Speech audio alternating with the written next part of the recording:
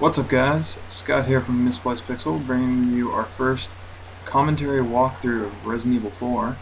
I can't say enough about this game. I hold it dear to my heart, with all the, zombies and argument of not zombies and jump scares and guys with pretty hair and cool coats. Anyways, so, I can go on a bunch of tangents with this game because I love it so much. It was the first game I ever played on GameCube, and I'm playing this on the 360 right now. So we're going to get started on this. We're going to walk into the house right here. So right off the bat, we're going to encounter our first friendly neighborhood person right here. The one thing I always thought was really funny about this was the way he turns when Leon greets him.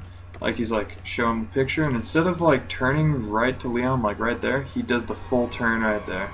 Yeah, look at that. I was he's wondering like, if you might recognize that was complete soap opera material. So, and then he tells us some choice words right there. So we're gonna just let that go, and we're gonna be like, well, we're on our way.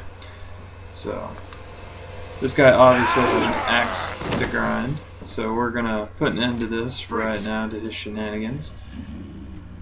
Obviously, Leon did not learn stop in Spanish, so this guy's gonna keep coming at us. So we just pop him in the knee, and then we slash him with a knife.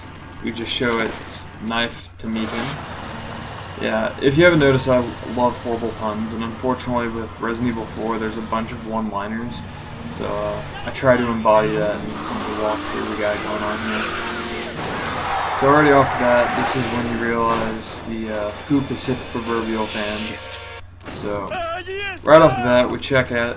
It's a House of the Dead situation where there's nothing we can do about that. He's obviously not having a good day. And we notice that this guy's got a nice little place for his skulls. So before you hop out the window, though, there's some ammo right here, and I'm going to just grab it right here, walk into the table a bit, and then grab it. There we go. So we about face. And before you jump out, if you feel comfortable with taking some shots at these guys, you can, but I mean, Leon has the aim of a man who is, diagnosed with Parkinson's disease. I know that's terrible, but we're gonna just kind of move away. The AI in this, for the time was considered, oh man, it's so intelligent. Yeah, they all kind of get grouped together, so I mean, if you got like a shotgun, or you can just get them in splash damage, go for it. You'll notice I aim for the legs a lot, and it's because if you shoot them in the legs, they'll go down, and then you can either kick them or slash them with a knife. Save as much ammo as you humanly can in this. And the other reason why I like doing the kick in this game is because when you do it, I don't know if you saw it, but that guy was about to swing his axe, and I took no damage from it.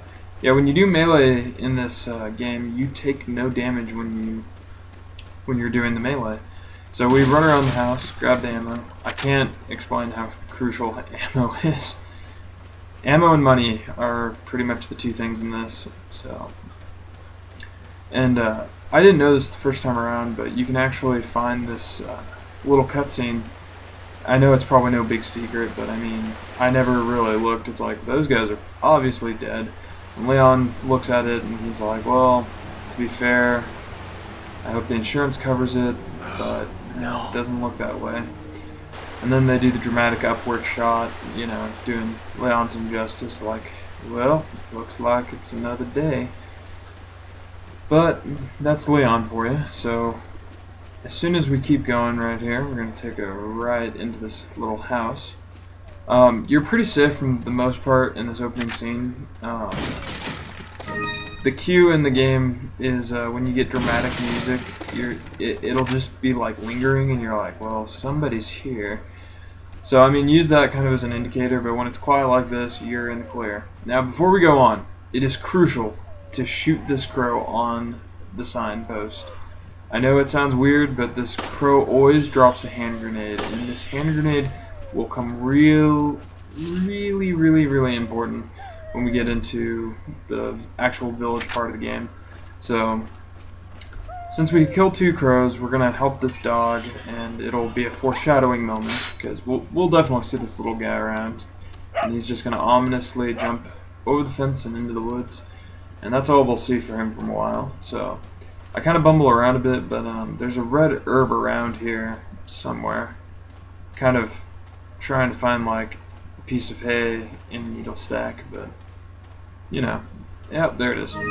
Something red, it blended in really well with brown, generic, dark colors. So, but go around here, we'll see some tripwire. Don't want to mess with those, and there's a bear trap right to the left. Avoid that little guy. And then we got a guy right here who's just minding his own business with his pitchfork. We're gonna shoot him, knee him. You know, if I comment on every death in the game, it's just gonna be pretty old pretty quickly. So right around the ridge here, we got another little shack that we can go in and investigate. Sounds like I got spotted, so it's not really a stealth game, but when the enemies see you, you're just like, well, there goes the element of surprise. And as I said, they'll definitely get real close, and before they attack, they'll pause. So I mean, if you got some decent reaction time, you can definitely get in a few good shots or knock them away. Yeah, see, these guys went down like no problem. I just knifed them and they're down. I did not know right in the beginning of this that there was a sexual discrimination thing, and that was when I first played it. I was just like, oh man, the poor lady got stabbed in the face with a pitchfork. Now I've gone through school and it's like, oh, sexual discrimination, it's bad, and third world countries are bad. So that was just a whole slew of bad right there. Not knocking third world countries, but you know, just that sexual discrimination thing was just bad. So if we ponder around here, there's going to be a guy in here. He is slow to get out here, so he's like, oh hey, got an axe for you, and you just shoot him again, knife him if you will, reload, take his stuff, and go in here. It makes me wonder why there's so many of these little work sheds around, because they're obviously not houses, but maybe they're all a bunch of like Home Depot experts or something. But that about wraps it up for this video. If you liked it, please come back for more. Until then.